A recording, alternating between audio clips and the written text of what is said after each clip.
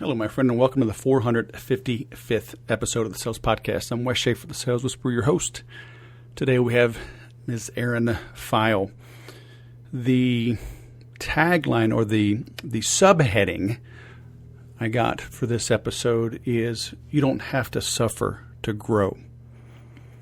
And, I want to lead with that because she has a compelling story, an interesting story, where she did suffer for a long time. And she figured it out through a lot of self-study, introspection, meeting with experts, meeting with so-called experts. And she figured it out. And now she helps people like you and me figure things out quickly. The blog post headline is "Make Rapid Changes with This Mind Fix." And you're in for a treat. She is a compelling individual. I got a lot out of this. I'm super glad that she found me, and I'm following her work. I've shared it in the group already, the 30-Day Sales Growth group.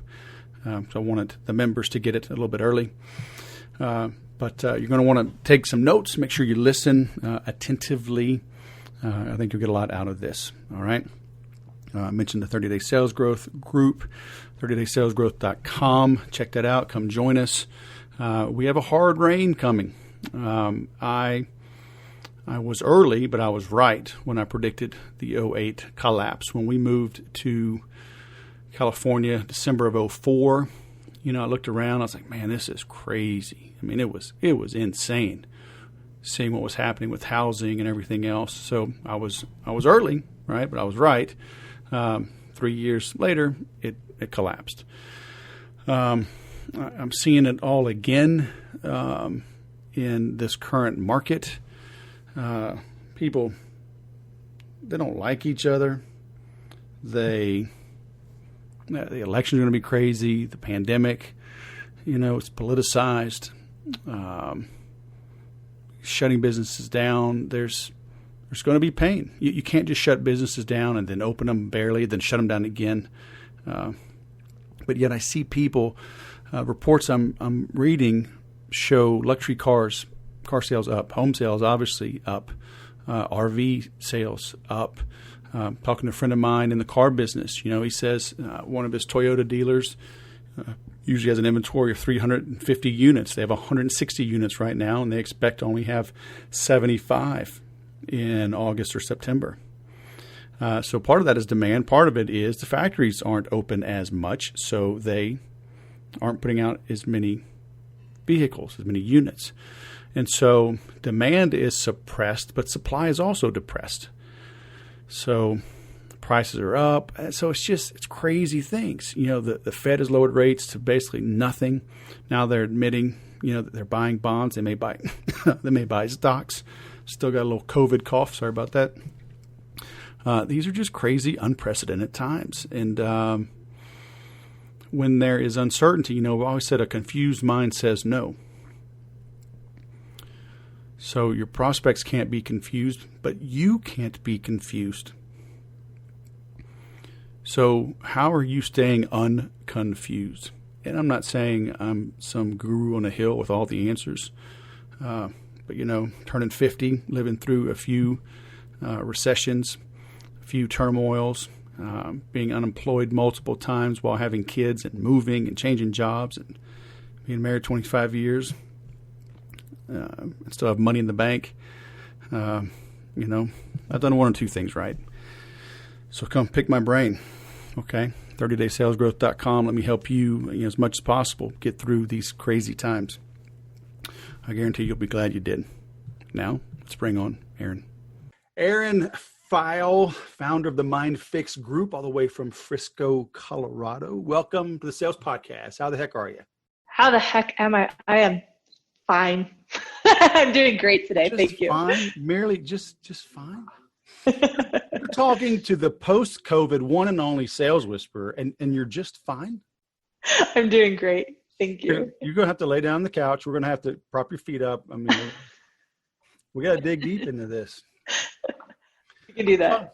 So I was reading about you. careful when you put about us stuff up there. Somebody might read it. Then they might ask you about it.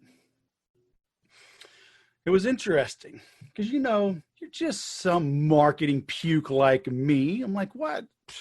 I could just talk to myself. Why do I need another marketing puke? And I realized you're more than just a marketing puke, aren't you? I don't really think I'm that good at marketing. So I hope I'm more than a marketing puke. I got my fingers crossed here. So it's interesting. So, I was reading the story and it was amazing. You were doing well. You're still doing well, but you had this nagging feeling of inadequacy, right? And would you say that manifest itself as physically? Because you said for 2.5 years you were in just complete pain, right?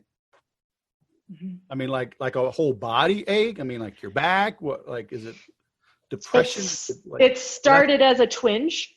As a twinge in my left ankle, and thought it was no big deal. Like just a little mountain biking injury, no big deal. And it didn't go away. And so I kept getting more and more tests and more and more tests. And suddenly like a week of just rest became a month, and then 2 or 3 months. And then the pain started to migrate. It was like suddenly I was doing push-ups one day. I was like, oh my God, now my shoulder is really it's hurt. It's hurt just from some, and then suddenly my low back started, and it just kind of migrated and moved up and spread across my body and would come and go. There was no rhyme or reason. There was a few key areas, like suddenly my hamstring is feeling like it's pulled. And it was like my body was starting to shut down, and these tension patterns were just spreading across it. And I couldn't understand what was happening, and none of the doctors could either. Wow. The experts couldn't figure it out. Is that what you're telling me? More and more, I have less and less faith in the experts. But you were meeting with a therapist. She said something that kind of, would you say, knocked the cobwebs loose? Mm-hmm. Is that a good way Definitely. to describe it?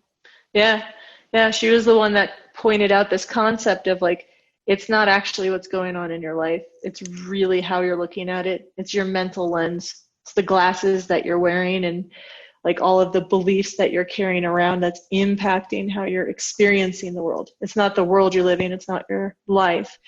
If you can change what's going on, how you see the world, a lot of your suffering can actually go away.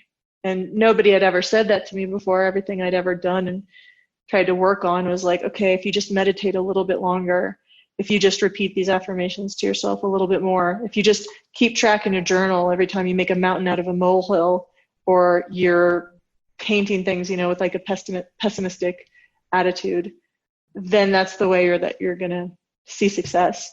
And this was the first time where it was if you can just shift how you're seeing things, your life can change.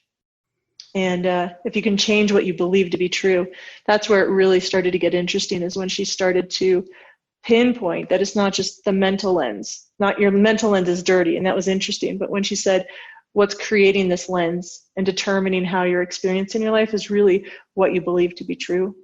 That's what fascinated me, and kind of had the light bulb go on over my head of maybe there is something that I can actually start to work on changing that will have a major impact on my life.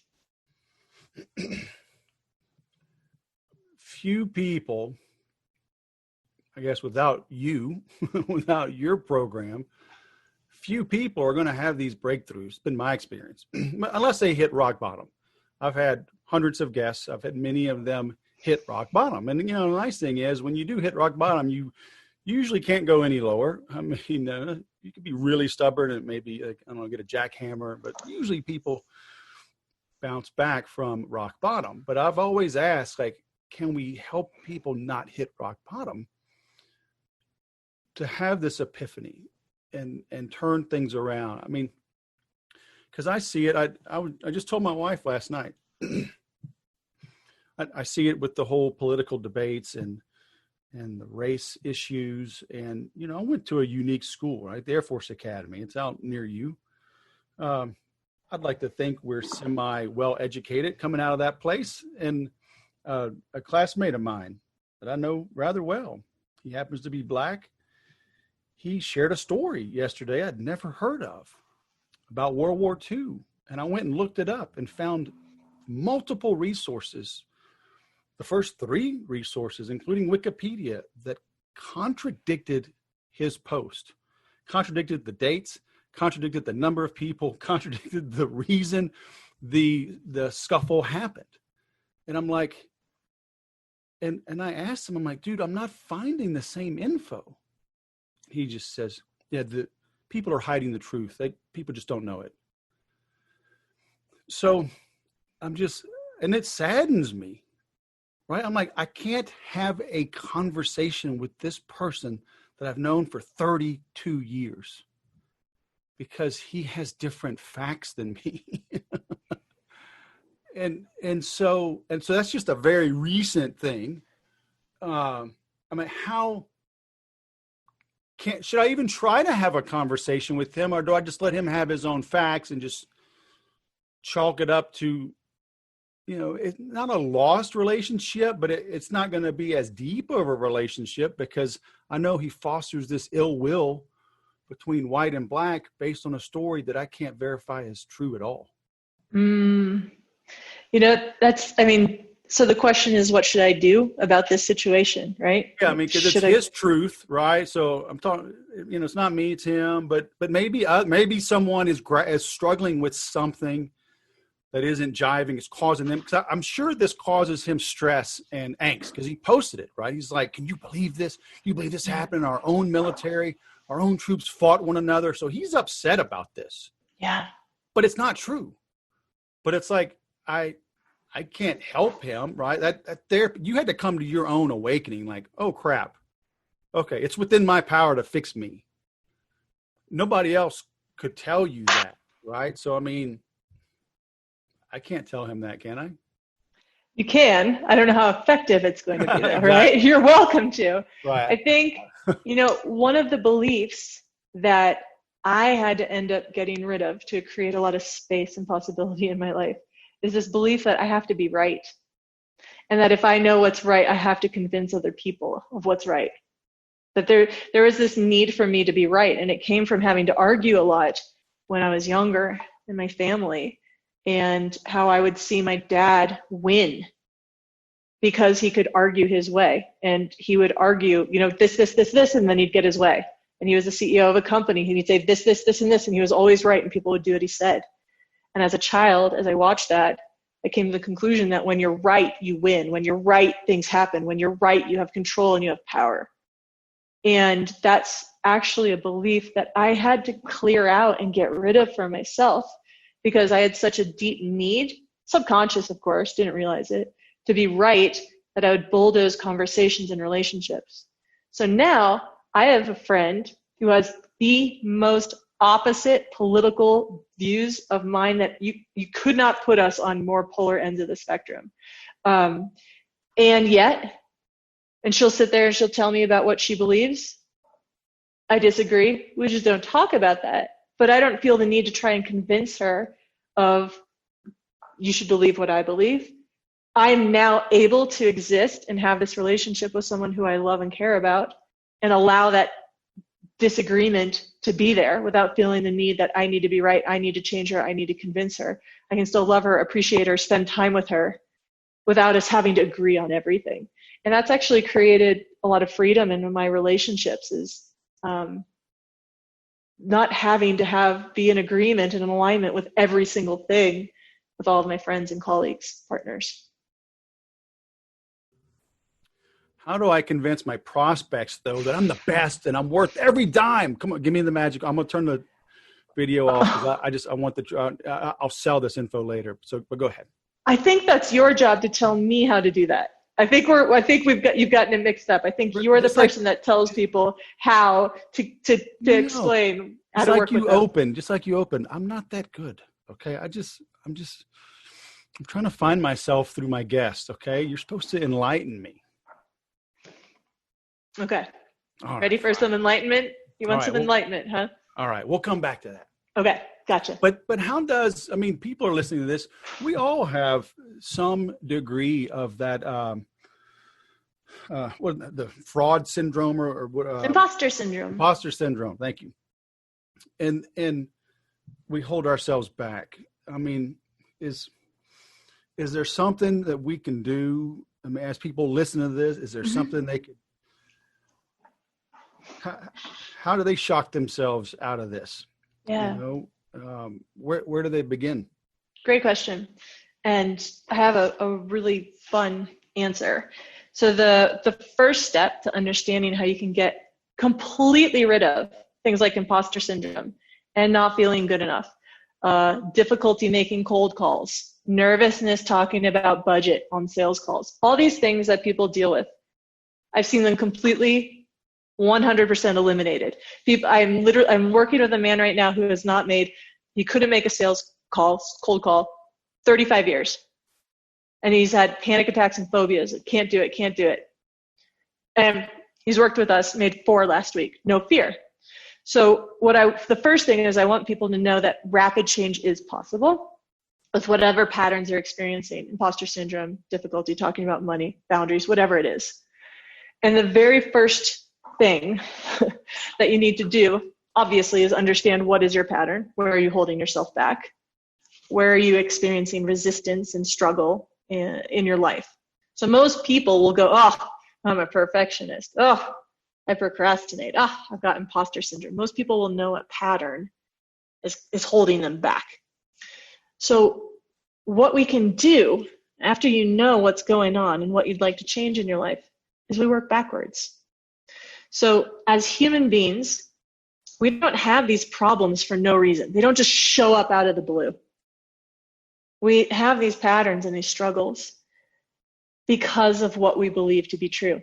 So if a woman has a pattern of seeing cats and then screaming and running away, and she's like, Erin, I need help with this. I don't want to do this. We can go, okay, what would you have to believe to be true to be experiencing this pattern? We could probably find a belief that cats are dangerous. That would lead her to act that way and have fear around cats and have thoughts of I'm in danger every time she sees cats. The same goes for patterns related to sales. So if you have a belief or if you have a pattern of imposter syndrome where you get on the phone and you're like, oh, I'm not good enough. I probably shouldn't be doing this, right? And that's your pattern. Like someone else could be doing better. I really can't be doing this for them.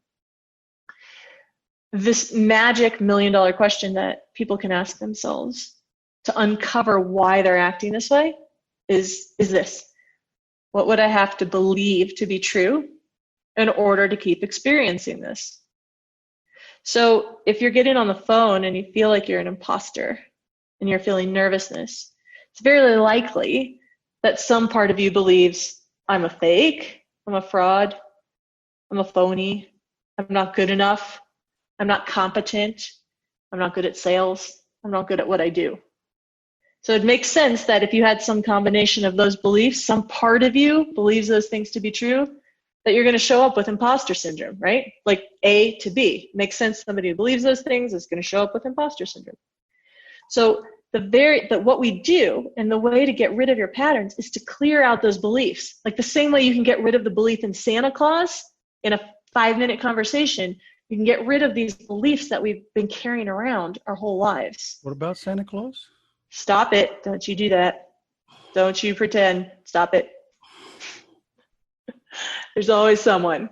I'm just going to go on mute. You keep going. I'm on mute. Oh, heartbroken. So the very first step, one of the most amazing things people can do is go, you know what? I'm stuck and I'm holding myself back, and it's not random. It's not for no reason. It's because of what I believe. The beliefs are what's causing my problems. So uncovering those beliefs allows you to really quickly zoom into the root problem of why you're stuck. You can't try to change your thoughts and, do affirmations. Try to calm yourself down and change your emotions. That's pushing against these beliefs that are creating those thoughts and emotions. When we can work with the root stuff, you can change thoughts and emotions and actions easily, effortlessly. You're not pushing against all of these frustrating aspects of your existence because the beliefs are holding them all into place. Change the beliefs, everything changes down the line. So let me ask you something, because I asked this a while ago of a guest. I forget who.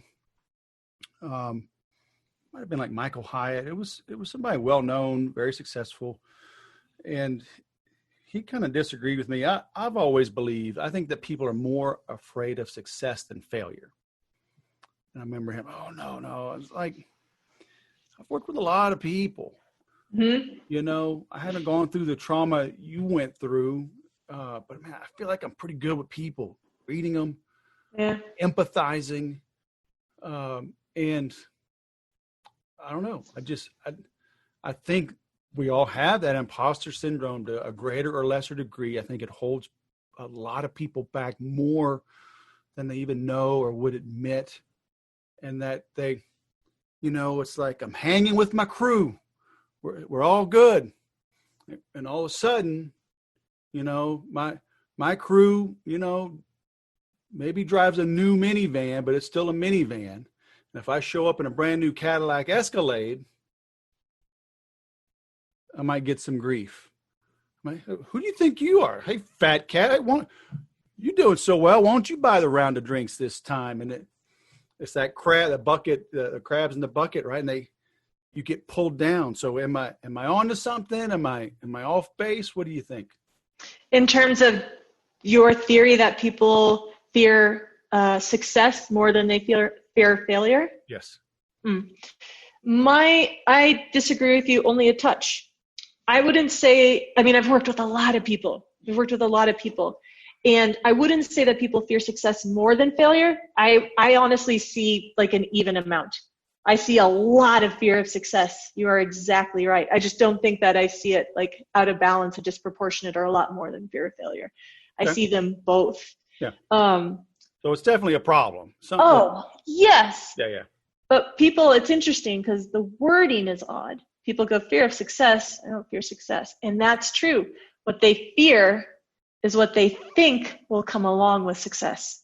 They fear the ridicule. They fear additional work. They fear not being able to spend time with their family. They fear the stuff that comes along with success. So when people go, I don't fear success, right? The word success may not mean anything to them, but it's all the stuff that they're assuming they're going to have to deal with if they reach new levels of success. That's what's terrifying to a lot of people. You know what? I agree with your disagreement. Cool. How cool is that? I like that. Mm-hmm. So have you heard of Jocko Willink? Is he the Navy SEAL? Right. Mm-hmm. So he's so matter of fact, right? They'll hit him up on Twitter, like, because he wakes up at 4:30 a.m., right? Takes a picture of his watch and like, get after it. People are like, Jocko, I really struggle with waking up early. What do I do? And he says, wake up early. Jocko, I really have problems exercising in the morning. What do I do? Exercise in the morning. You know, it's just every time, right? That's the answer. And I've gone back and forth. I'm like, yeah, amen. And I'm like, no, man, it's deeper than that. And I'm like, yeah, I think he's right. I mean, so I'm getting hints of that from you. Am I picking up the right hints? That's how I think. That just tell people what to do and you should do it. Well, not necessarily that brutal or direct, but I mean, it seems like you had that epiphany, like, hey, this is on me. There's no secret. There's no kumbaya. I don't have some eye of toad and bat wing powder and incantation. I just got to suck it up and fix myself. I totally take a different angle. Right. So with Jocko, right, it's this very masculine driven, just do it, take the action, right? But like I said, the actions we take are determined by the thoughts we have and the emotions that we feel. So let's go back to our woman who's scared of cats example. We could be like, tough it up, woman, walk past that cat, right? Just do it. Now, gun to her head, she can do it. $1 million, she could do it. She can absolutely, can she do it? Yes, right? If she does it, she's going to push past, there will be resistance, there will be stress hormones, there will be fear, there will be anxiety. She's like, her body may be tense and go into muscular tension patterns, right? But she can do it. Someone's like, just do it. She can do it. But she's pushing a lot of resistance. The reason is we have free will and we can act against our beliefs. If she has the belief that cats are dangerous, walking past that cat is really hard. Now, imagine we came along with a little magic wand, bopped her over the head, and got rid of the belief that cats were dangerous. And then we said, now walk past the cat. Different story. She can do it with ease, without stress, without worry, without the thoughts that she's in danger. She can do it without the resistance. So what Jocko is saying is do it, and people can do it, but they're pushing resistance, they're pushing through stress, they're pushing through fear and anxiety, and it's a lot of work. When you can change the belief that's making it hard for you to take the action, you can do it with ease and effortlessness, right?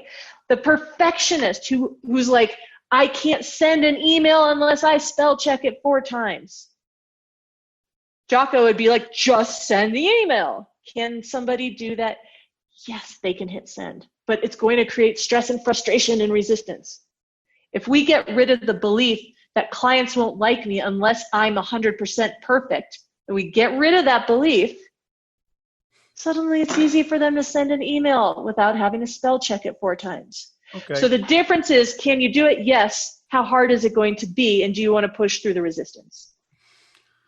So let me ask you something, because I see both sides of this, and that perfectionist, let's say, you know, the belief behind the spell checking 4 times is because he thinks he'll be ridiculed, or someone will call him a dummy, or say, hey, did you cheat your way through school? You should have given your degree back. I hope you get a refund because you're a big dummy because you misspelled this word, or they think they'll lose a client. But after they hit send and somebody immediately replies, oh, I love that story. Thank you for sending that email. Somebody immediately replies, say, hey, I just booked a link on your calendar. Thanks for sending that email. I know where you're going with this. I love it. 2 or 3 or 37 positive things, they'll be like, oh, hell, I'll just send an email.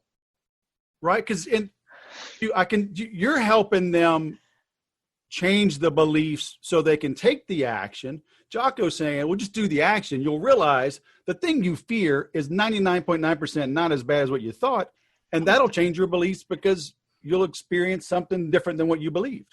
Facts don't change our minds most of the time, especially with our deepest beliefs and patterns. Amen. Facts, that's why you can get into these, that's why they call them political debates. You can have someone who loves Trump, right, or loves Obama, and you can come up with 100 facts of why that president was not good, or all these horrible things, and they'll be like, nope, those don't count, right? You can have Harvard professors who think that they are stupid. You can have Olympic athletes who beat themselves up for not being good enough, even though they're better than almost everybody else on the planet. You can have beautiful models, women who are drop dead gorgeous, who are anorexic, right? And who think they're ugly and fat. And it doesn't matter how much they step on the scale and see that they're under 100 pounds, or you put them next to obese people and go, look, this is fat, this is you. Facts don't change our minds when we have a firm, strong belief about something. Part of us is holding on to the belief, and facts don't change it. So that's why you can have the woman who's scared of cats, and she might walk past 3 cats. Doesn't make her fear go away. Doesn't make her fear go away. Like if you take somebody who has a belief that airplanes are dangerous, you put them on 3. My mom's has hated flying since she was a little girl. She goes on flights every year just because she makes it safe and sound, and she reads articles that say that flying is safer than driving. None of those facts have changed her mind. She's still terrified to go on a plane. If it was that easy and it just took a little bit of repetition for us to, oh yes, this is the new truth, then we'd have our lives would be a lot easier. So we have to address the belief before we do the action? It's kind of the easiest way. We can push through and take actions, But if the belief is there, oftentimes we find that the resistance and the stress is just too much for us to keep moving forward. We work with entrepreneurs, or we work with salespeople who have these beliefs it's wrong to talk about money, or sales is sleazy. And then they go and they do all these trainings and they take all these courses. And it's like, no matter how hard they work, they can't pick up the phone. They have all the strategies and tactics and they're told what they're supposed to be saying. And then they come back a month later, no, I couldn't make any phone calls. Or I got to the budget step and I couldn't bring myself to ask. I knew what I was supposed to do. My sales coach told me how I was supposed to talk about money and I couldn't do it. It's just like pulling teeth. So when you get stuck like that, when you start getting in your own way and you go, I have this pattern and it's really holding me back, that's usually when it's time to look at a belief, because your hard work it's not working and you're just getting stuck in loops. Sometimes it's a light belief where there's no belief at all and you can push through something. You're like, oh, it's just an assumption, and you're great. But when you're stuck, when you can't push past something, that's usually when it's time to go, okay, what belief is causing me to experience this over and over? Can this change the belief that, I try to tell my wife that rubbing my shoulders for an hour every night would bring her great joy and relaxation and fulfillment in the world. Can I send her to some of your training? So to plant new beliefs, I think you need some master hypnotherapists. You need some hypnosis to convince her of that. Are you good at that? We do. I am not. I am not a trained hypnotherapist. We eliminate the beliefs, but you're going to need a hypnotherapist to implant and get somebody to believe something else. All right, I'll Google it. Sorry. I'll work on that. I'll get to work on that. Add that as one of your components, all right? Got it. Next. On it. I'm all about uncovering needs and filling them, okay? I'm a helper. Thank you. So, all right. So this salespeople who think discussing money is dirty or impolite, that's a great one. And I've used that for many years because we grow up, it's impolite to discuss money. Hey, Dad, how much money do you make? Don't worry about that, son. It's none of your business. Yeah. Mom, how much was dinner? It's none of your business. It's not polite, dude. I got dinner. Don't worry about it. Oh, yeah.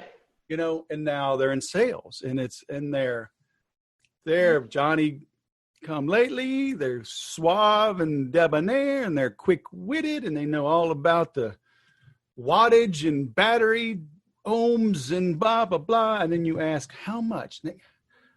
One minute, I got something, and they totally change. So, because deep down, they're uncomfortable discussing money. Because what do you think they might have to believe? What do you think they might have to believe to be true to be uncomfortable discussing money? That it's impolite to discuss money. Or it's flat out wrong. Yeah, sure. Because mom and dad said it's not. You don't discuss money in mixed company, or polite people don't discuss it, or only vagabonds or shallow people discuss money, whatever. So that's like sunk into their psyche. Yes, exactly. And you're saying you can change that? Oh, absolutely. If that's sunk into their psyche and part of them believes that to be true, right? That's going to impact the thoughts that they have when someone asks it. It's going to impact the emotions they feel. They're going to feel anxiety and nervousness. It's going to impact their actions. It's going to impact them clamming up. So what we would do if someone's stuck like that, if they have a belief that it's impolite to talk about money, we'd go in and we'd clear out the belief. We'd get rid of that belief. Some part of them believes that they saw it. They saw evidence, they saw proof in the world that was true. So we go in and unhook that part from their mind so that it can let go of that belief. Because it's not going to be done with facts, but it can be done in a conversation that gets the mind to realize that you never actually saw that in the world. And that's the same method that you get a child to realize that Santa Claus is not real. You get them to realize, oh my God, I've never seen Santa Claus. Those boots were Dad's. That Santa at the mall, he did have a fake beard. The Santa at school was Johnny's dad. I've never seen him. And when that realization happens, I never saw it. It's like the belief goes away and it never comes back. And that's the same kind of process that can be done on other beliefs. Can that open up some negative issues? Like, oh my gosh, your mom and dad lied to me. I asked them straight up last year and they said, oh no, Santa's definitely real. And now I'm like, what else are mom and dad lying to me about? I mean, can it, it's an extreme example, but Yeah. Or like, well, yeah, now that I'm older, I'm 50. I can't believe I've believed this about money. And, come to think of it, like my parents, they don't do very well. I mean, they're not enjoying their golden years. And so clearly they didn't know anything about money. That's why they didn't talk about money, because they weren't good at making it. Does it open up a lot of negative? That's a really, really good question. From my experience, the answer is no. What happens is beliefs are usually these really big assumptions about how the world works or how things work. And when you get rid of a belief, all that happens is you're left with possibility and choice. So let's go back to the perfectionist example. Let's say somebody has the belief that what makes me successful is being perfect all the time, okay?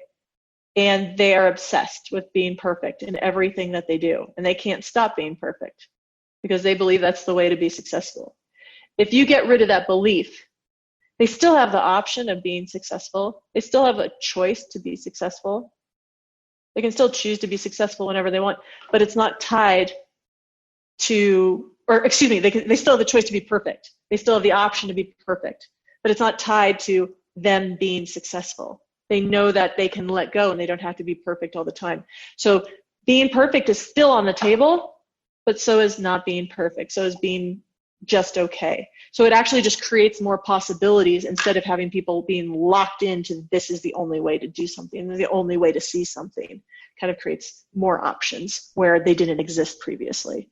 So someone who has the general, most common belief that's ever been on everybody I've ever worked with has this belief, this general belief, I'm not good enough. When you get rid of that, it doesn't mean you're never going to make the judgment of, you know what, I'm not quite good enough of a chef to have people, 30 people over for a gourmet dinner quite yet. I'm going to practice a little bit more. Like you still have the option to determine at different times, I'm not quite good enough for X. But this general overarching sense of I am never good enough at what I do, that's what goes away and crumbles, leaving you with options and possibilities to judge yourself accordingly in different situations. Yeah, so that guy is just totally beating himself up. Like, you're a great salesman, great CEO, but yeah, you may not be an award-winning chef, but doesn't mean your life lacks meaning and you should drive off a bridge. Right? Yes. Totally. Take some cooking classes, it'll all be good. Yeah. You're better than your kids. You're the best in the cul-de-sac. So, you know what? Have a cul-de-sac cook-off and, feel better about yourself. Very interesting. I might be out of questions. I want to leave a little something so our visitors go to the mindfixgroup.com, right? Mm-hmm. Or actually not I'm sorry. It's just mindfixgroup.com. You've got some free training there. You've got results there in the top. You've got case studies. I've been watching some of the videos. Like I said, I read your story. It was quite amazing. So what should I have asked and did not? That's a wonderful question. Why don't you ask me about, say, a recent story? Like, why don't you ask me about what's possible when people change their beliefs? Something just came to me. What's possible when people change their beliefs? Oh my God, I love that question. Such an incredible question. I'll share with you a success story of a salesperson that we worked with. One of my more favorite clients, absolute phenomenal human. And he came to us and just he was trained by one of the formal training systems out there and just was really struggling to implement it. He'd get on calls and he'd freeze. He knew what he was supposed to be doing, but he was having a hard time implementing it. He was struggling to make cold calls, and he just found himself kind of knowing what to do and then getting on calls and kind of going rogue. And he had no idea why, because he was really putting in the time and effort and had put in a lot of money into sales training. So we worked with him for a handful of weeks, and we found all sorts of beliefs that were related to his self-esteem. Things like, I'm not good enough. Things like, no one wants to hear what I have to say. He had old beliefs around sales, like sales is sleazy, and I'm bothering people by talking to them. He had beliefs around money, like it is inappropriate to bring up or discuss money with people, and if they say no, I need to do what they say. It's wrong to question people. So just these cluster of beliefs from growing up in this very kind of conservative household that he didn't realize that he had, but once we started digging, it became obvious they were all right there at the surface. So we cleared them out, and suddenly he was able, all this training that he had paid for, he had gone to this consultant and all of this stuff that he had worked so hard at and his coach had told him to do, suddenly he was able to implement it all. And he was going on sales within a few weeks' time, and he was doing exactly what his coach had said. He doubled his revenue within 3 months. And by the end of the year, I think it was last year, he was making in a month what he had made in a year previously, because all of the stuff that he had learned, he was actually able to implement. He became a rock star. He became his coach's favorite person because his coach was like, you're actually doing everything I'm saying. If everybody was like you, I'd be, a multi-millionaire, because everybody would be like throwing money at me because they're like, you're so incredible. So it really came down to him being able to implement. And he had it in him. And that's what I want everybody listening to this to know, is you have it in you. You don't need more. What you need is to clear out the blocks and the beliefs that are standing in between you and being able to do what you want to do. So there's something holding you back. It's not you, it's just your beliefs. It's old, outdated programming. When you can clear that out, that resistance goes away and success actually becomes really easy. Yeah. Nice. Yeah. Thanks for asking. Did that salesman ever break it to the trainer that maybe that trainer wasn't the total secret to his success? Well, the strategies and tactics that he had learned were actually invaluable. And when he implemented his training, right, it was great. But he did let him know that, I needed a little bit of mindset clearing out in order for this to actually be able to take off and for me to be on fire. Right. Yeah, I get into a lot of clearing out head trash with people. Because I tell them all the time, it's like, I'm not here to make little sales whisperers. You're not going to get certified in my method. Ultimately, my goal is to give you the confidence and the ability to just be present in the moment. And if that happens, good things are going to happen, right? The prospect's going to feel heard, yep, understood. When you hear them and understand them, you'll ask the right questions, right? I'm assuming you're competent in your field and, you can bring solutions to bear. And so just be present, right? But yeah, we have all this head trash, so we're worried. Oh, I can't believe I flew out here. Oh my gosh, I hope, this isn't a waste. And I hope they don't cut the meeting short. And they're not present, right? So they're missing little subtle cues and clues. And so they go on with their PowerPoint presentation like, dude, she doesn't need a PowerPoint. She just told you how she wants to buy, right? And, but they don't pick it up. And so I think we're kindred spirits. I think so too. Like that, giving people that confidence is so what's needed. So many people just focus on the strategies and tactics. Here, if you just go do this, and they don't realize that the head trash gets in the way of people being able to actually implement on that. I need a haircut, so I'm gonna go purple in honor of you on this next haircut. I love it. It'll look good. It'll match your eyes. It'll look great. We're gonna be kindred spirits. Cool. I'm gonna wear my glasses more often. Okay, sounds good. Deal. You bring out the best in me. Happy to do so. All right. So it's mindfixgroup.com. And if y'all are jogging or biking or listening, and you can't write it down, just remember that. And then in the top, I've been through your navigation. So there's, like I said, the training, there's results. So just, click through there, but just remember mindfixgroup.com and get get your mind right. Am I right? Yes, you are right. All right. Very cool. All right. Well, Erin, it was great catching up. I look forward. We get to Colorado, about once a year. So I look forward to meeting you as well. Awesome. Have a great day. Thanks for having me. Why are you making things so hard? So hard on yourself, so hard for your customers to give you money. We bring in so much stress. We add complexity. I think we're afraid of success. And so, the old adage of entrepreneurs have a lot of irons in the fire. I think it's because we're afraid of success. I think it's because we're also afraid of failure. We're afraid of ridicule. We're afraid of somebody mocking us, picking on us because we didn't make it. So we get all these irons in the fire. So then we have an excuse. Well, yeah, I would have done it, but I was on this thing and took my eye off the ball. And focus, narrow down the choices, make things easier on your customers and on yourself. All right, but you got to get your head right. I've always said great salespeople are some of the best put together people because we understand how to serve.